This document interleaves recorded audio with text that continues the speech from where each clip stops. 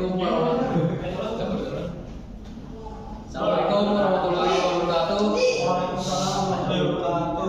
Gimana kabar kalian pada siang hari ini? Sehat Pak. Oh sehat. Mantap. Ada yang lagi sakit atau gimana? Kita izin Pak, sakit katanya. Sini tak? Iya. Oh iya. Oke, sebelum kita masuk ke materi, Bapak absen dulu ya. Hai Pak. Malikul, Hadir Pak. Raihan, Hai Pak. Roisul, Izin Pak. gue izin. Biu, Bio nggak tahu Pak, nggak ada Pak. janjian tuh ya. Janjian Pak kayaknya Pak.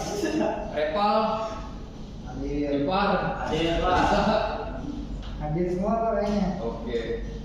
Oke, baiklah. Kalian masih ingat nggak materi kita kemarin apaan? Gardu Pak. Ya memang gardu. Nah, materi kita kemarin itu kita ngebahas komponen pada ruang kontrol pada gardu induk. Nah, sekarang kita akan masuk ke materi sistem proteksi gardu induk.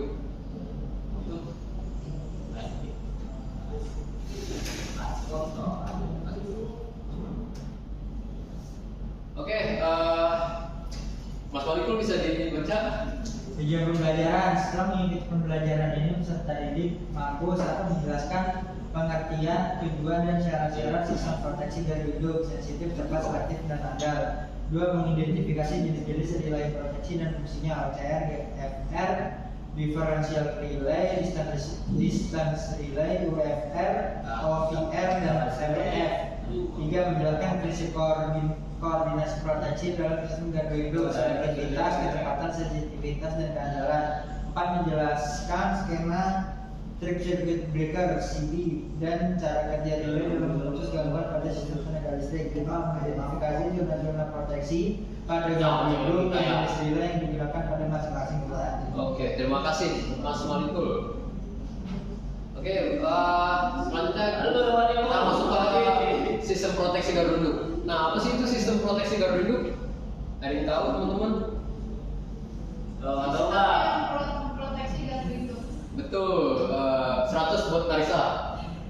Nah, sistem proteksi gardu induk itu adalah sekumpulan peralatan yang berfungsi mendeteksi gangguan abnormal atau gangguan pada sistem tenaga listrik. Kemudian memerintahkan circuit breaker atau CB untuk trip guna mengisolasi bagian-bagian yang terganggu secepat mungkin sebelum kerusakan meluas. Nah, tujuan sistem proteksi ini apa? Yang pertama itu melindungi peralatan dari kerusakan akibat gangguan. Yang kedua itu meminimalkan durasi dan dampak gangguan. Jadi proteksi ini fungsinya untuk mengurangi durasi agar tidak terlalu lama. Karena kalian kan pengguna PLN, pasti kalian nggak mau lama-lama kan gangguan. Nah, itu fungsinya. Lalu kemudian Anda menjaga keandalan dan kontinuitas pasokan listrik. Kemudian ada yang melindungi keselamatan di area gardu induk. Nah, sistem proteksi gardu induk itu ibaratkan seperti tubuh manusia teman-teman. Yang dimana kalau misalnya kalian sedang sakit, itu pasti ada indikator, yaitu mungkin kalau kalian lagi demam, pasti kalian merasakan panas gitu kan, atau pilek atau apa gitu. Nah, untuk gardu induk tuh juga kayak gitu teman-teman, ada indikator ya. Nah,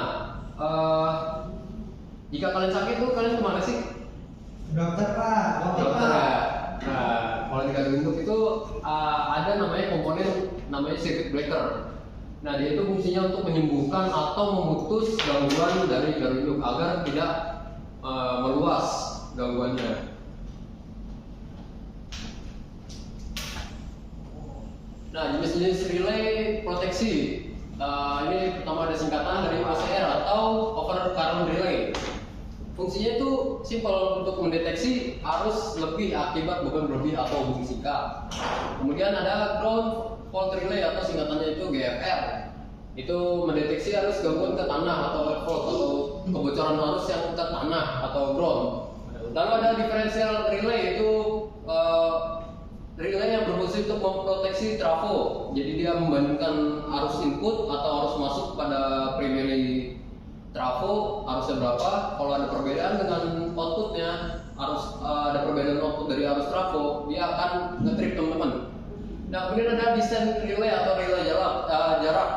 Nah, fungsinya itu untuk mendeteksi jarak di sebelah mana gangguan ini ada di tower SUTT atau saluran udara tegangan tinggi atau SUTET dan yang lain-lain. Yang kemudian ada over atau over voltage relay, itu fungsinya itu untuk mendeteksi tegangan berlebih. Yang kemudian ada UFR atau under frequency relay. Nah, jika frekuensi di bawah 49 Hz, relay ini akan memerintahkan circuit breaker untuk nge-trip. Sampai sini ada yang ingin tanyakan? Pak, fungsinya WFR itu buat mendeteksi frekuensi di bawah 49 Hz ya Pak? Iya. Emang kalau di bawah 49 Hz kenapa Pak? Ya sebenarnya masih bisa, peralatan itu normal itu di Indonesia berapa sih? Kalian tahu nggak? 50 Pak. 50. Nah, kalau yang ditakutkan kalau jika frekuensi terlalu rendah itu mengakibatkan komponen di rumah kalian itu cepat rusak, teman-teman. Itu Mas Malikul, sorry. Iya Pak. Apa kata jawab? Terjawab Pak. Oke. Mungkin ada yang ingin tanyakan lagi? Kayaknya nggak ada. Tidak ada ya. Nah, next saja ya. Nah, kemudian koordinasi proteksi. Sistem proteksi harus memiliki fungsi seperti di bagian bawah ini. Oke, Mbak Narisa bisa minta tolong untuk dibacakan. Yang pertama selektivitas, itu hanya bagian yang terganggu yang diisolasi. Sistem lain tetap beroperasi normal. Kemudian kecepatan, gangguan harus diisolasi secepat mungkin untuk meminimalkan kerusakan peralatan.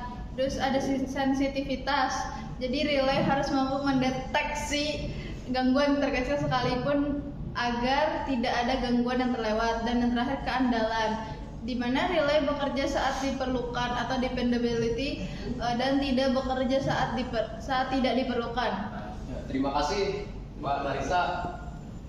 Nah, relay ini, sistem proteksi ini harus memiliki kemampuan 2S dan 2K, yaitu selektivitas, sensitivitas, kecepatan, dan keandalan. Seperti yang dibacakan oleh Mbak Narisa tadi. Nah, ini untuk skema trip dari circuit breaker. Nah, di sini kalian bisa membaca ini kan, wiring diagram? Bisa Pak. Bisa ya. Nah, di sini tuh ada, kalian tahu nggak ini apa? Enggak Pak. Enggak Pak. Ini namanya trafo tegangan atau PT. Ya. Dia ini untuk fungsinya apa? Ada yang tahu?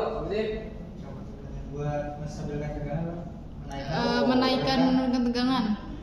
kalau dalam gitu. Nah, fungsinya itu untuk mengukur tegangan di sebuah gedung. Karena tidak mungkin kan kita mengukur langsung 150 kV, 500 kV, nggak mungkin kan langsung diukur. Ya. Nah, kemudian ada ini trafo apa ini? Arus Apa harus Pak? atau CT. Iya. Nah, jadi dia ini adalah relay. Ini mereknya PCS 931. Nah, tegangan dan arus tadi masuk ke relay untuk pembacaan apakah di sistem tenaga listrik ini ada gangguan atau tidak dari pembacaan tegangan dari trafo tegangan dan trafo arus seperti itu. Ada yang mengerti? Ada yang kurang jelas mungkin? Nah, untuk di sini 52 nih ada yang tahu? Apa ya? Nomor ininya Pak, gardunya. Kurang tepat ya Malikul. 52 itu adalah komponen circuit breaker. Jadi kalau misalnya relay ini mendeteksi gangguan, dia ini mengirimkan sinyal ke circuit breaker untuk nge-trip. Sampai sini paham? Paham Pak. Paham ya? Oke. Next, ini ada zona yang diproteksi di dalam sebuah gardu induk. Yang pertama ini ada bayi len atau bayi pengantar di gardu induk. Nah, kemudian ada bayi trafo. Ini juga diproteksi oleh relay. Ada salah satunya relay differential relay tadi untuk memproteksi trafo. Kemudian ada bus bar, ini diproteksi oleh bus bar pro atau bus bar protection. Lalu kemudian ada incoming way. Ini diproteksi oleh kubikel 20 kV. Nah, ini tidak perlu. Oke. Sebelum saya menutup, mungkin ada yang ingin bertanya atau ada yang kurang jelas tadi saya menjelaskan. Jadi itu relay ada banyak ya Pak di Ya. Gardu Induk ya Pak. Ya. Ini juga masing-masing ya Pak. Ya. Udah sih Pak, itu aja saya konfirmasi. Oh iya, banyak. Cuman dia biasanya jadi 1 unit doang, nggak banyak relay gitu. Jadi 1 unit dia ada terminalnya, ini fungsinya buat apa, dia ada kodenya biasanya. Oh, berarti all-in-one ya Pak? All-in-one. Dan itu untuk penyetingnya juga bisa diatur dari laptop atau laptop engineering. Oke. Itu ada software-nya tuh. Terima kasih Pak. Oke, mungkin terakhir kali ya, atau mungkin ada yang ingin tanyakan lagi? Sudah Pak. Sudah ya. Oke, terakhir kesimpulan ya, Mas Malikul mungkin bisa dibaca. Kesimpulan, sistem proteksi gardu induk ibarat sistem imun yang menjaga gardu induk tetap aman ketika terjadi gangguan seperti arus lebih atau bisikan. Relay proteksi akan mendeteksinya dan langsung memerintahkan sirkuit breaker untuk memutus aliran listrik di bagian yang bermasalah sehingga kerusakan tidak menyebar ke bagian lain. Ada berbagai jenis relay dengan tugasnya masing-masing seperti wawancara untuk arus lebih, diferensial relay untuk trafo, distance relay untuk saluran transmisi yang semuanya bekerja sama secara terkoordinasi agar gangguan bisa diatasi dengan cepat, tepat sasaran dan tanpa mematikan listrik di area yang tidak terganggu. Oke, terima kasih Malikul. Kita berikan tepuk tangan. Oke, saya rasa cukup untuk. Nextnya belajar apa Pak? Oh ya, nextnya kita akan belajar gangguan pada gardu induk. Tujuannya apa ya? Nextnya kita akan belajar cara pemeliharaan dan pengoperasian gardu induk. Oke, saya rasa cukup untuk materi pada hari ini. Kurang lebihnya mohon maaf. Wassalamualaikum warahmatullahi wabarakatuh. Wah. Waalaikumsalam.